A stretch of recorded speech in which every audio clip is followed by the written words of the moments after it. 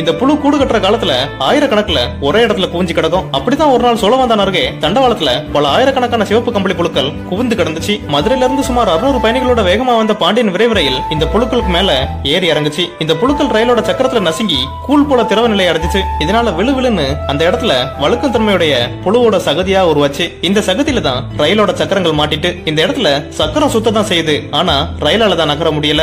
சக்கரங்கள் நின்ன இடத்துலயே சுத்தின மாதிரி இருக்கு. ரயிலால இந்த புழுக்களோட கூட்டத்தை தாண்ட கூட முடியல. சகதியில லாரி மாட்டி பார்த்திருப்போம். ஆனா சோழவந்தான்ல பாண்டியன் விரைவு ரயில் புழுக்களோட சகதியில மாட்டிக்கொண்டது இதுதான் முத தடவை. 2011லயும் சீனால இது மாதிரி புழுக்கள் வேகமா வந்த ஒரு ரயில நிறுத்துச்சு. இதே சம்பவம் 2013ல நியூசிலாந்துல நடந்தது. பொதுவா நடு வழியில ரயில் நின்னா பழுது நீக்க பொறியாளர்களை அழைப்பது வழக்கம். ஆனா இந்த சமயத்துல பூச்சியியல் வல்லுநர்களை வரவழைச்சு ஆலோசனை கேட்டாங்க.